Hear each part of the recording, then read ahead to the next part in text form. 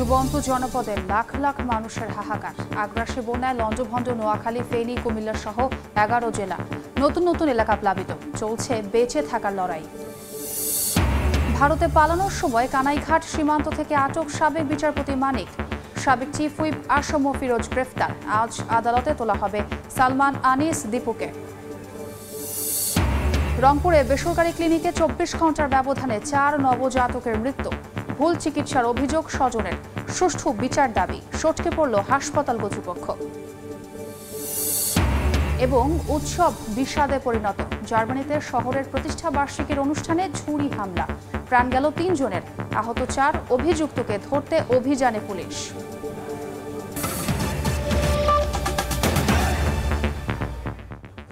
সময় সংবাদের সঙ্গে আছি আমি ছোঁয়া খন্দকার।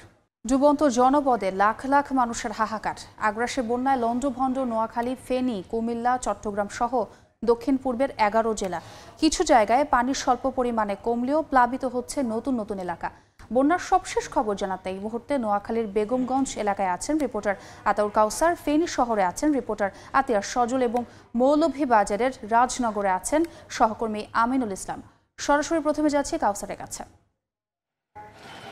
এই মুহূর্তে আমি আছি ফেনী জেলার দাগনভূঞা উপজেলার আজিজ ফাজিলপুর এলাকায় এবং আমার পেছনে যে দৃশ্যটি দেখতে পাচ্ছেন, আসলে এটি বর্ণনা করার জন্য আলাদা কোনো ভাষার প্রয়োজন হয় না। কি পরিমাণ দুর্ভোগে পড়লে মানুষ তাদের সর্বশেষ সহায় সম্বলটুকু নিয়ে ঘরবাড়ি ছেড়ে পালিয়ে আসার চেষ্টা করেন, এটি আসলে সহজেই অনুমেয়।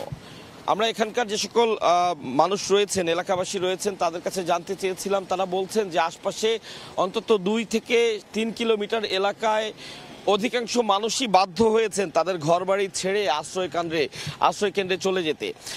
তো যা আমরা দেখতে পাচ্ছি যে আমাদের এখানে আশপাশেই কিছু ঘরবাড়ি রয়েছে এবং সেগুলো দেখেই বোঝা যাচ্ছে যেগুলো অনেকটাই পরিত্যক্ত। এখানে আর কোনো মানুষ নেই বা এখানে কোনো মানুষ আসলে থাকার মতো অবস্থাও নেই। আপনারা দেখতে পাচ্ছেন কিছু মানুষ যারা হেঁটে যাচ্ছেন, রাস্তা থেকে 20-30 হাত দূরেই এখানে কোমর সমান পানি। তো যার প্রেক্ষিতে এই যে ঘরবাড়িটি আমরা এখন দেখাচ্ছি, এখানে বোঝাই যায় যে এখানে অন্তত ঘরের অর্ধেক পরিপূর্ণ হয়ে গিয়েছে পানি দ্বারা। এখানে কোনো মানুষজন আসলে আর থাকার অবস্থা নেই। যেমনটি এলাকাবাসী বলছিলেন যে ভেতরের অবস্থা আরও অনেক বেশি খারাপ। সে সকল জায়গায় অন্তত 90% মানুষ বাধ্য হয়েছেন গত 2-3 দিন আগেই এলাকা ছেড়ে যেতে। যারা এখনো পর্যন্ত শেষ আশাটুকু নিয়েছিলেন যে হয়তো পরিস্থিতির উন্নতি ঘটবে, হয়তো তারা থাকতে পারবেন, তারাও আসলে আর এখানে থাকতে পারবেন বলে মনে করছেন না। আমরা কয়েকজনের সাক্ষাৎকার নিয়েছি, কয়েকজনের সাথে কথা বলেছি। তারা জানিয়েছেন যে তারা শেষ আশা নিয়েছিলেন যে হয়তো পানি কমে যাবে, হয়তো পানি নেমে যাবে। যেহেতু বৃষ্টিপাত বন্ধ হয়েছে, এক্ষেত্রে বলতে চাই যে মূল যে জলাবদ্ধতার এখন যে মূল কারণ, সেটির একটি অন্যতম হচ্ছে ত্রিপুরা থেকে যে পরিমাণ পানি বাংলাদেশে প্রবেশ করেছে, তার পাশাপাশি গত 1 সপ্তাহে যে পরিমাণ ভারী বর্ষণ হয়েছে, সব মিলিয়ে এই প্রচণ্ড বন্যার সৃষ্টি হয়েছে এমনটি আমরা জানতে পেরেছি এবং এলাকাবাসীও তাই বলছেন। অনেকেই বলছেন যে 74-এর পরে আজ পর্যন্ত ধরনের বন্যা তারা আর দেখেননি। এই অল্প সময়ের মধ্যে, অর্থাৎ গত মঙ্গলবার রাতেও পরিস্থিতি ভালো ছিল, বুধবার রাত থেকে এই এলাকায় পানি ওঠা শুরু হয় এবং এত অল্প সময়ের মধ্যে পুরো পানি ছড়িয়ে গিয়েছে যে মানুষ অনেকে যে শুকনো থাকা অবস্থাতেই পালিয়ে যাওয়ার বা সরে যাওয়ার যে চেষ্টা তারা করবেন, সেই সুযোগটুকুও তারা পাননি।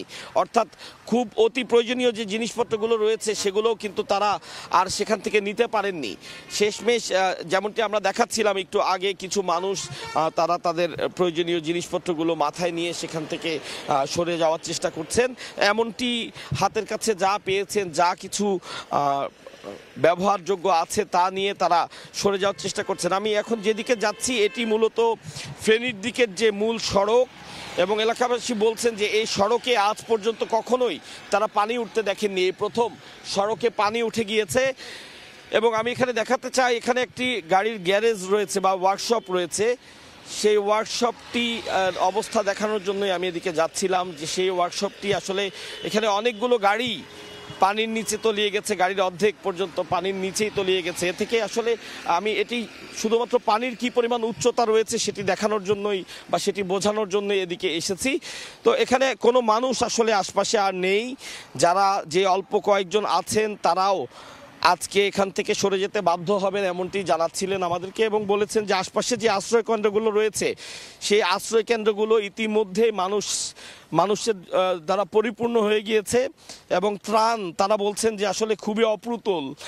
সরকারি কোনো সংস্থা থেকে এখনো পর্যন্ত উল্লেখযোগ্য কোনো ত্রাণ তারা পাননি। তারা বলছিলেন যে এখানকার এলাকাবাসী নিজ নিজ উদ্যোগে টাকা সংগ্রহ করে যে যা পারছেন যে সেভাবে দিয়ে মানুষজনকে ত্রাণ দেওয়ার ব্যবস্থা করছেন, যদিও সেটি অনেকটাই অপ্রতুল। তারা আহ্বান জানিয়েছেন, তারা সরকারের কাছে আর্জি জানিয়েছেন যত দ্রুত সম্ভব তাদের বিশুদ্ধ পানি এবং স্যালাইন এছাড়া শুকনো খাবার যা যা কিছু সম্ভব তাদেরকে দেওয়ার, যাতে অন্তত তারা খেয়ে পরে প্রাণে বাঁচতে পারেন পানি নেমে যাওয়া পর্যন্ত। কারণ যে ক্ষতির সম্মুখীন তারা হয়েছেন সেটি আসলে কবে নাগাদ তারা কাটিয়ে উঠতে পারবেন এমনটি তারা কেউ নিশ্চিত করে বলতে পারছেন না। তাদের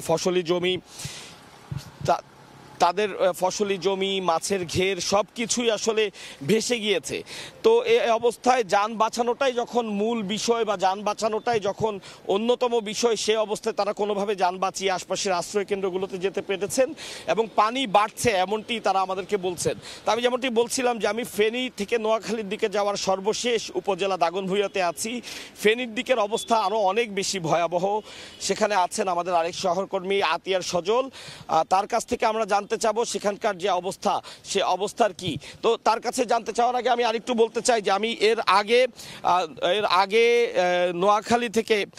নোয়াখালী থেকে এর আগে সর্বশেষ আমি লাইভ দিয়েছিলাম, সেখানকার অবস্থা দেখাচ্ছিলাম এবং বলছিলাম যে ফেনীর দিকের অবস্থা আরও অনেক বেশি ভয়াবহ। সে চিত্রর কিছু জিনিস আমি তুলে ধরার চেষ্টা করেছি এখানে। তো ফেনীর অবস্থা যেমনটি বলছিলাম যে ওখানে আরও অনেক বেশি ভয়াবহ। সেখানে আছেন সহকর্মী আতিয়া সজল, সেখানে আমরা তার কাছে যেতে চাই সেখানকার সর্বশেষ অবস্থা জানতে। এবং এই ছিল নোয়াখালীর এলাকার সর্বশেষ উপজেলা থেকে বন্যার সর্বশেষ তথ্য আমার কাছে।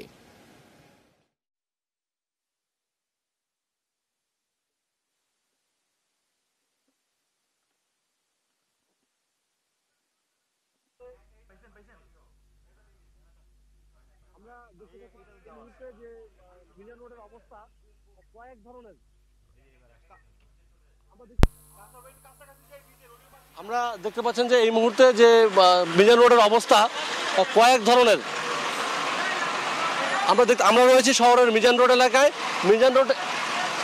মিজান রোড এলাকায় দেখতে পাচ্ছেন যে আমাদের এখানে যেখানে আগে মানুষ দেখতো না, সেখানে কিন্তু এখন কয়েক ডজন স্পিড বোট এবং ডিঙ্গি নৌকা, ইঞ্জিন চালিত নৌকা, বড় মাঝারির সঙ্গে এই নৌকা রয়েছে এবং যে ত্রাণবাহী ট্রাক বিভিন্ন জায়গা থেকে নিয়ে আসছেন ভলান্টিয়াররা, বিভিন্ন স্বেচ্ছাসেবী সংগঠন, সেগুলো কিন্তু ফেনীর ফুলগাজী পরশুরাম ছাগলনাইয়ের উদ্দেশ্যে যাওয়ার জন্য তারা অপেক্ষা করছে।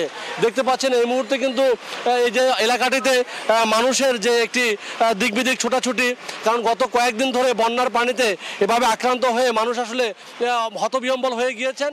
কারণ হচ্ছে ফেনীর যারা বয়োজ্যেষ্ঠ রয়েছেন তাদের অনেকের সাথে আমরা কথা বলেছি, তারা বলছে তাদের জীবনে এমন বন্যা পরিস্থিতি তারা ফেনীতে দেখেনি, যার কারণে কিন্তু একটি হঠাৎ করে অপ্রস্তুতভাবে এমন আকস্মিক বন্যায় পুরো বিপর্যস্ত একটি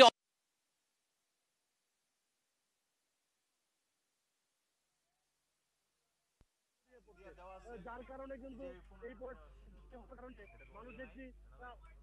মানুষ কিন্তু এভাবে যাচ্ছে।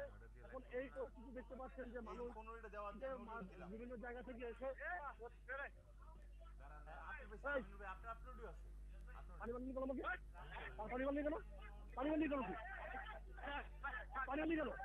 আমি এখানে পেশাদার কাছে আছি না। সজল ভাই একটু কাছাকাছি যে আপনি অডিওটা পাচ্ছি না, ভিজের কাছাকাছি থাকি, ভিজের কাছাকাছি থাকি।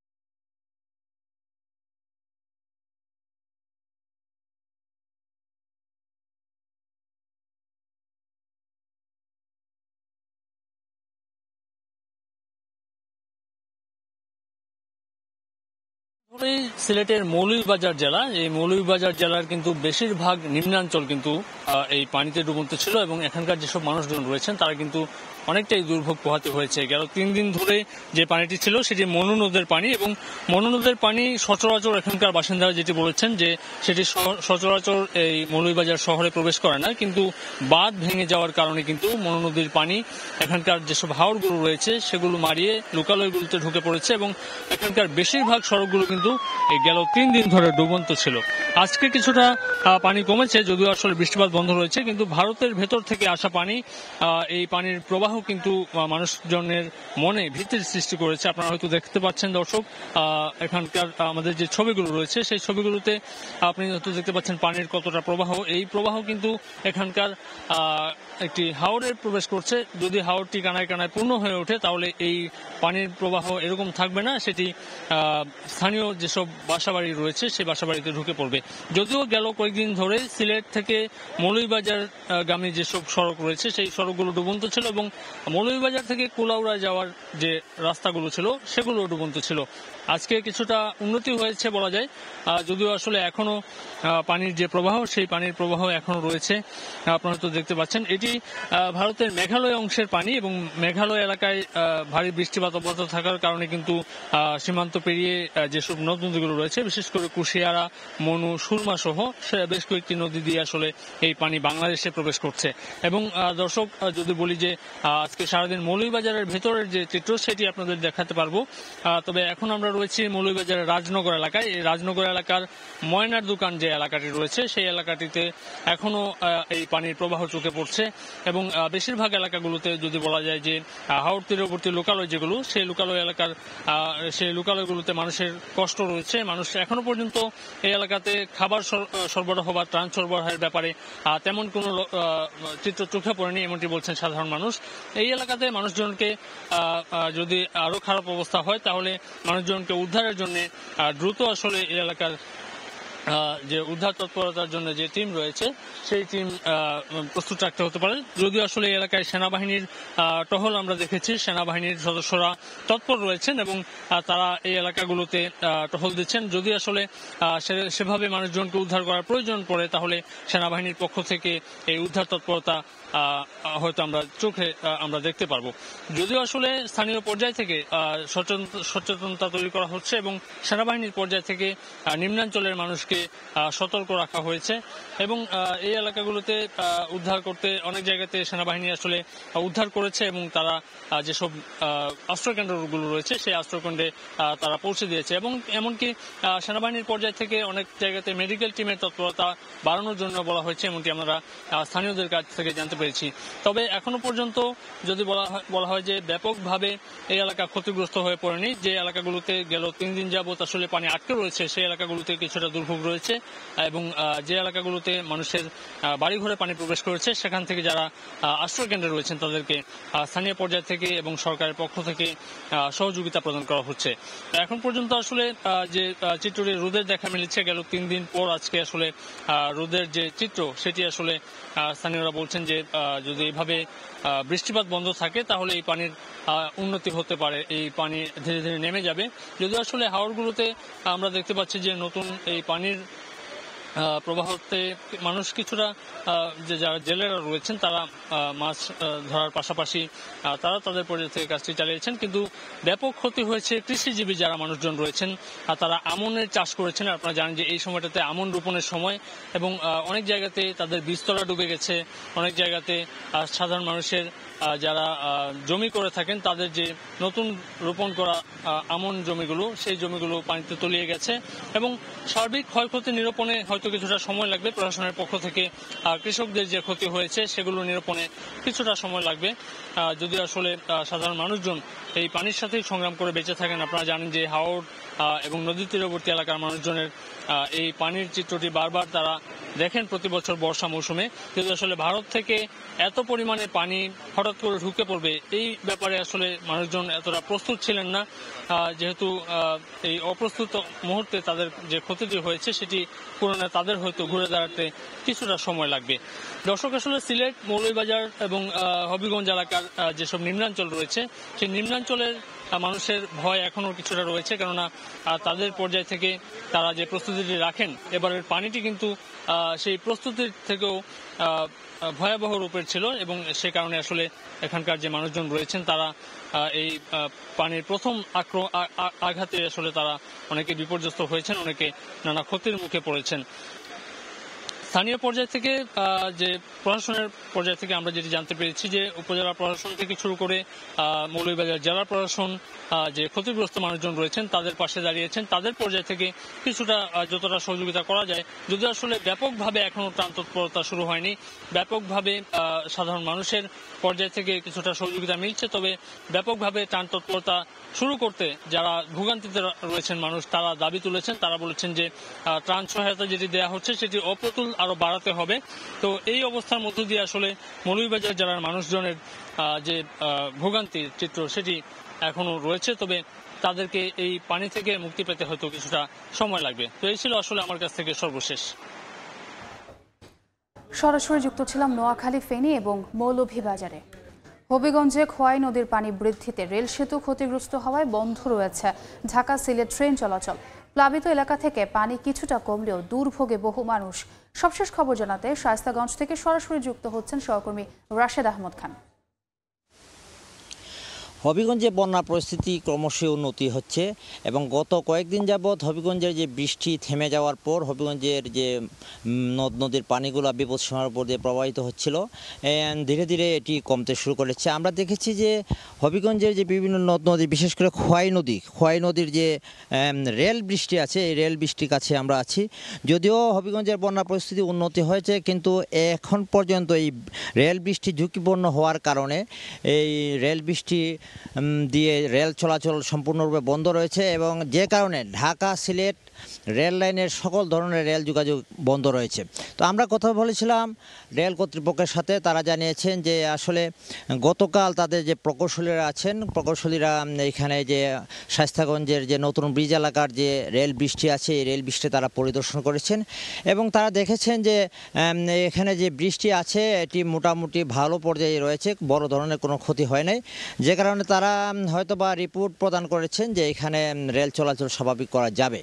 তো রেলের যে দায়িত্বশীল আছেন তারা জানিয়েছেন যে এখানে আজকে বিকেল থেকে হয়তো রেল যোগাযোগটা স্বাভাবিক হতে পারে এবং তারা জানিয়েছেন যে হবিগঞ্জ সিলেট বা ঢাকা সিলেটের যে রেল লাইনগুলো আছে এই কয়েকটি রেল লাইনেরও ক্ষতি হয়েছে এবং এই রেল লাইনের যে পানি উঠে এখানে রেল লাইনের যে ক্ষতি হয়েছিল এগুলো মেরামত প্রায় সম্পন্ন হয়েছে। তো তারা জানিয়েছেন যে এখানে রেল যেহেতু বন্যার পানি কমে গেছে সেই ক্ষেত্রে রেল যোগাযোগ এখন স্বাভাবিক করা সম্ভব। এছাড়া হবিগঞ্জের যে সার্বিক বন্যা পরিস্থিতি, এই বন্যা পরিস্থিতিতে বর্তমানে হবিগঞ্জের যে খোয়াই নদীর বিভিন্ন পয়েন্ট রয়েছে, বিশেষ করে মাছুলিয়া, তারপর বাল্লা পয়েন্ট এবং শায়েস্তাগঞ্জ পয়েন্টে পানি বিপদসীমার সামান্য উঁচু দিয়ে চলছে এবং পানি উন্নয়ন বোর্ড জানিয়েছে যে এই বিপদসীমার যে উঁচু দিয়ে পানি প্রবাহিত হচ্ছে এটি আজকের ভিতরেই নিচে নেমে যেতে পারে এবং বিপদমুক্ত হতে পারে। তো আমরা যতটুকু বন্যার বিষয় হবিগঞ্জে আমরা বলতে চাই যে গত এক সপ্তাহ বিশেষ করে 5 দিন ধরে হবিগঞ্জের যে নির্ঘুম রাত কাটিয়েছেন হবিগঞ্জের শহরবাসী, বিশেষ করে হবিগঞ্জের যে শহর প্রতিরক্ষা বাঁধ আছে এই বাঁধের কয়েকটি স্থানে ফাটল দেখা দিয়েছিল, বিশেষ করে জালালাবাদ এলাকায় বাঁধ ভেঙে এখানে পানি প্রবেশ করেছে এবং এই পানি শহরের ভিতরেও রবিবার রাতে ঢুকে গিয়েছিল, যে কারণে বিশেষ করে যে হবিগঞ্জের যে শহর সেই শহরের যে সাধারণ নাগরিকগণ একটা চরম আতঙ্ক রয়েছিলেন। তো হবিগঞ্জের যে পানি, যে খোয়াই নদীর পানি সহ যে নদ নদীর পানিগুলো কমতে শুরু করায় মানুষ এখন আতঙ্কমুক্ত রয়েছেন। আর রেলের যে রেল বন্ধ রয়েছে, রেলটিও আজকে যদি চালু হয়ে যায় তো হবিগঞ্জের মানুষ স্বাভাবিকভাবে জীবনযাত্রা তাদের উপভোগ করতে পারবেন। এই ছিল আজকে বন্যা পরিস্থিতির সর্বশেষ। সরাসরি যুক্ত ছিলাম হবিগঞ্জে। কাপ্তাই হ্রদের পানি বেড়ে যাওয়ায় ডুবে গেছে সিম্বল অফ রাঙামাটি খ্যাত ঝুলন্ত সেতু। ঝুঁকি এড়াতে বন্ধ করে দেওয়া হয়েছে পর্যটক পারাপার। বিস্তারিত জানাতে সেখান থেকে সরাসরি যুক্ত হচ্ছেন রিপোর্টার হেফাজত সবুজ।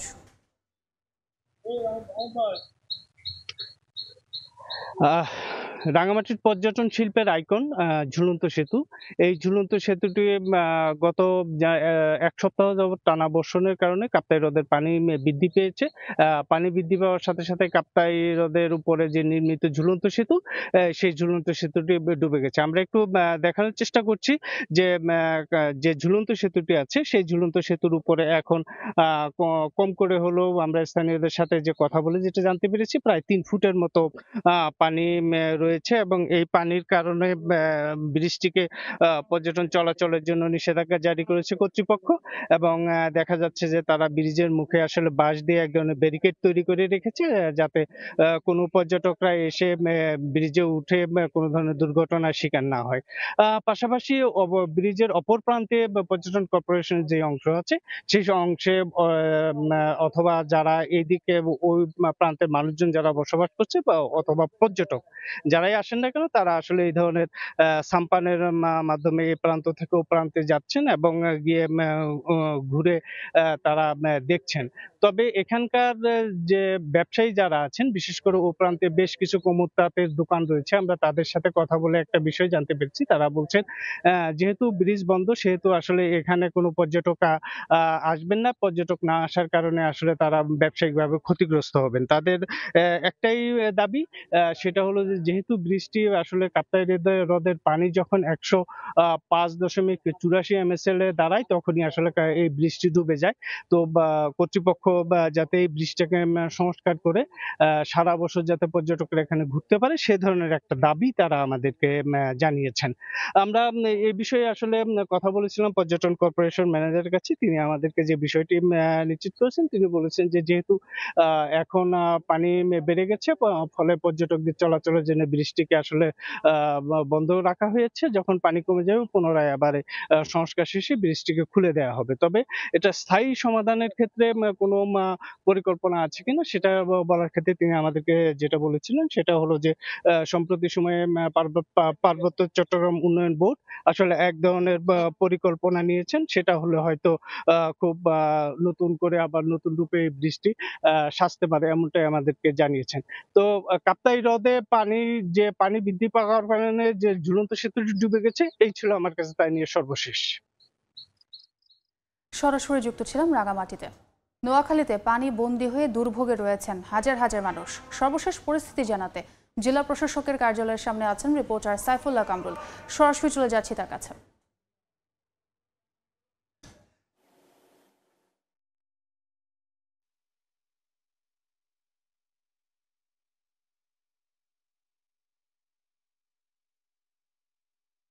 আছি নোয়াখালী জেলা ত্রাণ ও পুনর্বাসন কর্মকর্তার কার্যালয়ের সম্মুখে। গত 4 দিনে নোয়াখালীর বন্যা ভয়াবহ রূপ নিয়েছে। বিশেষ করে গত 2 দিন বৃষ্টি না হওয়ায় নোয়াখালীর মানুষ কিছুটা স্বস্তি পেয়েছেন। এদিকে নোয়াখালী পানি উন্নয়ন বোর্ডের নির্বাহী প্রকৌশলী আমাকে জানিয়েছেন যে মুসাপুর রেগুলেটর যে খুলে দেওয়া হয়েছে, মুসাপুর রেগুলেটর খুলে দেওয়ার পরে পর্যাপ্ত পানি সেখান থেকে যাচ্ছে, যার কারণে তিনি আশা করতেছেন যে আগামী 1 দিন বা 2 দিনের মধ্যে নোয়াখালীর বন্যার যে চাপ আছে সেটি অনেকটা নিয়ন্ত্রণে এসে যাবে। এদিকে নোয়াখালীর বেগমগঞ্জ উপজেলা সহ নোয়াখালীর 8টি উপজেলায় বন্যার পরিস্থিতি খুবই ভয়াবহ। জেলাতে 502টি আশ্রয়কেন্দ্র চালু করা হয়েছে। এখানে প্রায় 70,000 মানুষ আশ্রয় নিয়েছে। এখানে পর্যাপ্ত পরিমাণ ত্রাণের ব্যবস্থা আছে, কিন্তু যে সমস্ত গ্রামগুলো বিশেষ করে বেগমগঞ্জ উপজেলার কাদিরপুর, শরীফপুর, পূর্ব হাজিপুর, আলিপুর এবং আমানতপুর এই সমস্ত এলাকাগুলোতে ত্রাণ পৌঁছানো যাচ্ছে না যোগাযোগ ব্যবস্থার কারণে। যোগাযোগ ব্যবস্থা সম্পূর্ণ প্রতিটি রাস্তা ঘাট এবং পানির নিচে নিমজ্জিত হয়ে আছে। নোয়াখালীর আলিপুর গ্রামে গত 2 দিনে শুধু বিদ্যুতায়িত হয়ে দুইজন ব্যক্তির প্রাণহানি ঘটেছেন। এইদিকে নোয়াখালী জেলার পর্যাপ্ত ত্রাণ ব্যবস্থা রয়েছে। এদিকে ডায়রিয়ার ব্যবস্থা নোয়াখালী জেলা civil surgeon doctor Masum Iftekhar আমাদেরকে জানিয়েছেন এখানকার ডায়রিয়া রোগীদের সংখ্যা বৃদ্ধি পেয়েছে। নোয়াখালী জেনারেল হাসপাতাল সহ উপজেলা স্বাস্থ্য কমপ্লেক্সগুলোতে পর্যাপ্ত মানে প্রয়োজনের সাথে অনেক বেশি সিটের সাথে কয়েক গুণ বেশি ডায়রিয়া রোগী এখানে ভর্তি হয়েছে। তাদেরকে পর্যাপ্ত চিকিৎসা দেওয়ার জন্য স্বাস্থ্য বিভাগের কর্মীরা নিয়োজিত রয়েছেন। এখানে আজকে বেলা 11টা বাজে স্বাস্থ্য উপদেষ্টা নোয়াখালীর বন্যা সর্বশেষ পরিস্থিতি জানার জন্য তিনি আসবেন এবং স্বাস্থ্য বিভাগকে তিনি সর্বশেষ সরকারের নির্দেশনা দিয়ে দেবেন। এখানকার বিভিন্ন সামাজিক সংগঠনগুলো এবং রাজনৈতিক সংগঠনগুলো পর্যাপ্ত ত্রাণ নিয়ে বিভিন্ন স্থানে ছুটে যাচ্ছেন।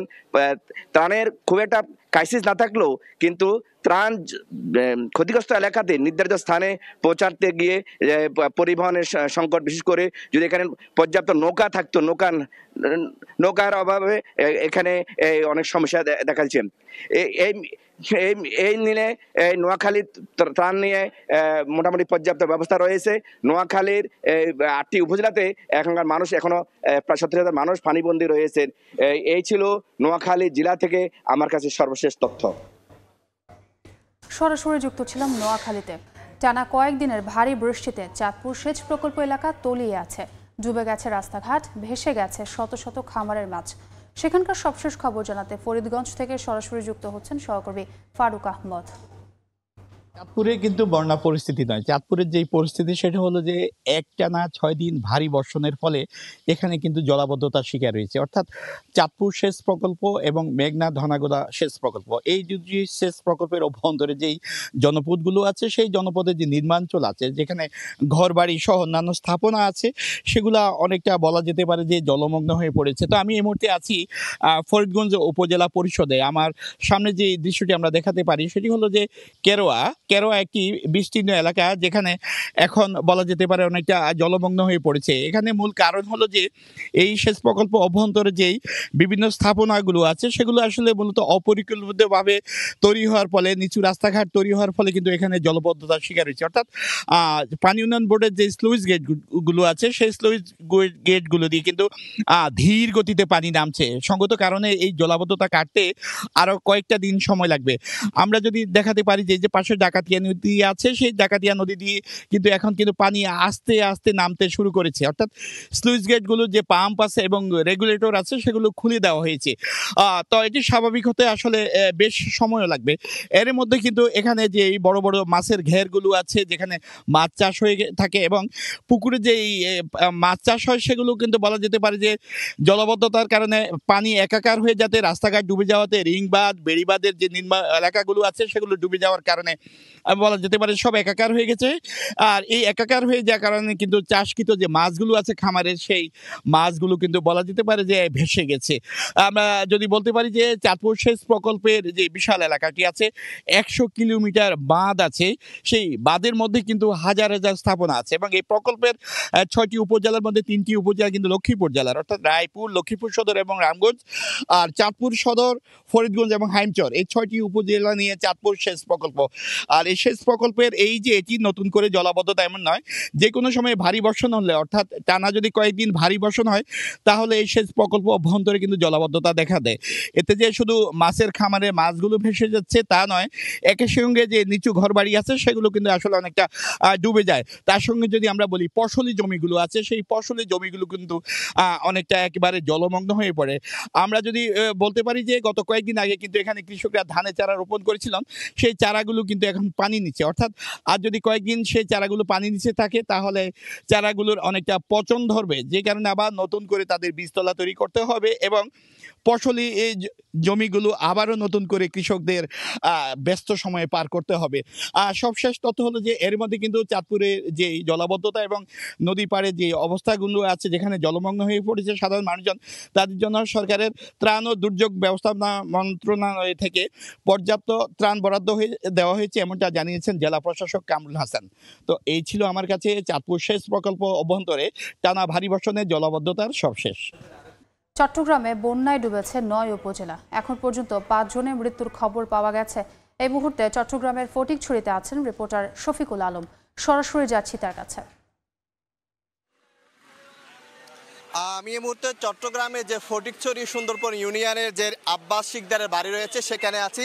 সেখানে বিভিন্ন ত্রাণ সামগ্রী কিন্তু বিতরণ করা হচ্ছে। এই যে আপনি একটি দল আপনারা দেখতে পাচ্ছেন, এটি হচ্ছে এসএসসি 2004 এবং এসএসসি 2006 একটি ব্যাচ। তারা পুরো বাংলাদেশ ব্যাপী কিন্তু এই ত্রাণ সামগ্রী কিন্তু বিতরণ করছেন এবং এই শিকদার বাড়িতে কিন্তু তারা ত্রাণ সামগ্রী নিয়ে যাবেন এবং কিছুক্ষণ পরে সেখানে এর আগে কিন্তু বেশ কয়েকটি ঘরে কিন্তু তারা সেই ত্রাণ সামগ্রী দিয়েছেন, এখনই সেগুলো পৌঁছে দিবেন।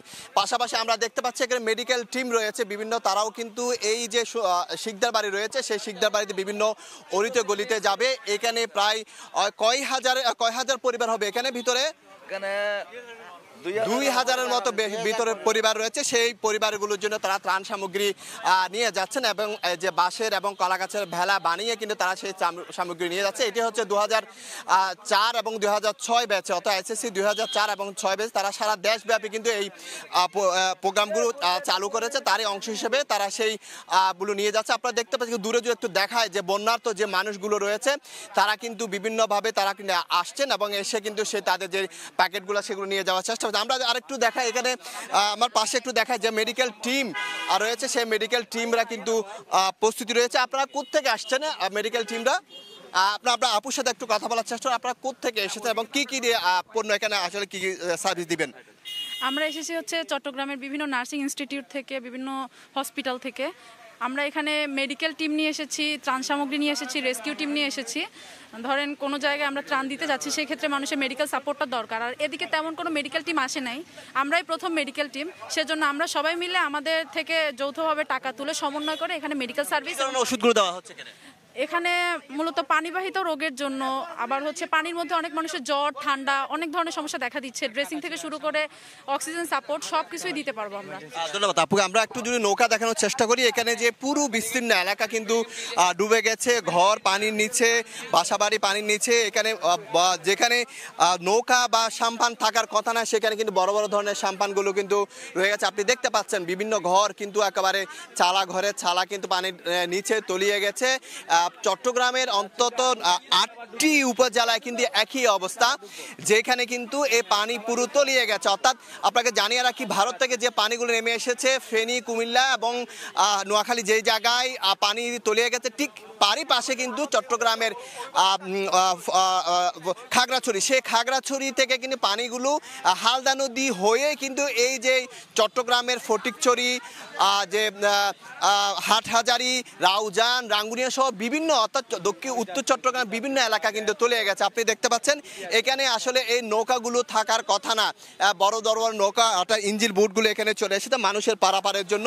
এবং পানি কিন্তু কি ধরনের পানি, এখানে গতকাল কিন্তু প্রচুর পানি ছিল এবং এখানে যারা বন্যার্ত রয়েছে তারা কিন্তু আসলে ত্রাণের জন্য কিন্তু ভিড় করছেন এবং বিভিন্ন দলে বিভক্ত হয়ে কিন্তু তারা এখানে বিভিন্ন টিম কিন্তু এখানে এসে আমরা টিমগুলো দেখানোর চেষ্টা করি। আপনি সামনের দিকে আরেকটু দেখানোর চেষ্টা করি, যারা বন্যার্ত যারা রয়েছে তারা কিন্তু মানুষ দল বেঁধে কিন্তু এদিকে আসার চেষ্টা করছে, অর্থাৎ পানিবন্দী মানুষগুলো। এটি হচ্ছে চট্টগ্রামের ফটিকছড়ি উপজেলা সুন্দরপুর ইউনিয়নের আব্বাস শিকদারের বাড়ি বলা হচ্ছে। আপনি দেখতেন যারা ঘরের মধ্যে আটকে ছিল তারা কিন্তু কিভাবে সেখান থেকে তাদের কাপড় চোপড় বিভিন্ন জিনিসপত্র নিয়ে কিন্তু তারা ঘর থেকে বের হয়ে আসছেন। গতকাল কিন্তু এখানে প্রায় আরো 3 থেকে 4 ফুট পানি বেশি ছিল, কিন্তু আজকে যেহেতু রোদ সেক্ষেত্রে কিন্তু পানি একটু কমে আসছে। এবং যে মেডিকেল যে টিম আপনি দেখতে পাচ্ছেন সেই মেডিকেল টিমগুলো কিন্তু সেখানে ভেতরে, অর্থাৎ যেখানে আসলে আমাদের যাওয়াও অনেক ক্ষেত্রে সম্ভব না বেশি পানির কারণে, সেখানে কিন্তু মেডিকেল টিমগুলো যাচ্ছে এবং পাশাপাশি গ্রামবাসী কিন্তু তাদেরকে সহায়তা করছে এবং বিভিন্ন তথ্য দিয়ে এবং যে পণ্যগুলো সেখানে নিয়ে যাচ্ছে। আপনাদের এখানে কয়টা ফ্যামিলি আছে এবং কি কি ধরনের সমস্যা আছে ভিতরে? আপনি কি এটা তো আমার সুন্দরপুর, আমি ফটিকছড়ি জামাতের আমির, এটা আমার 10 নং সুন্দরপুর ইউনিয়ন 1 নং ওয়ার্ড। এখানে খালদা নদী বয়ে গেছে, এইখানে ফটিকছড়ির সমস্ত পানিগুলা এই নদী দিয়ে চলাচল করে এবং মুখটা এখানে ক্ষতিগ্রস্ত যা হয়ে গেছে, এটা আল্লাহর হস্তে হয়েছে। খালদা নদী থেকে তো পানিগুলো আসছে। জি জি হ্যাঁ জি জি। এখন এখানে প্রায় মনে করেন 500,000 লোক পানিবন্দী আছে এই গ্রামে, শুধু 1 নং ওয়ার্ডে। এরপরে পুরো সুন্দরপুরে বলতে গেলে একেবারে 30,000 লোক এখন পানিবন্দী পুরো সুন্দরপুরে। এরপরে সহযোগিতা আসতেছে, কিন্তু যাওয়াটা কঠিন হচ্ছে।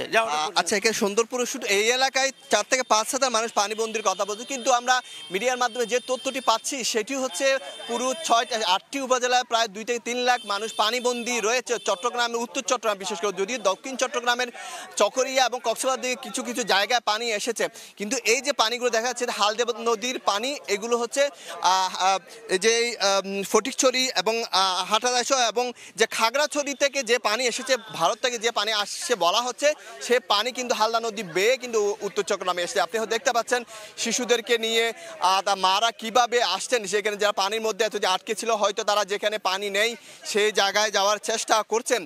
কিন্তু গতকালে এখানে অবস্থা আরও ভয়াবহ ছিল, এখানে পানি আরও 3 থেকে 4 ফুট পানি বেশি ছিল।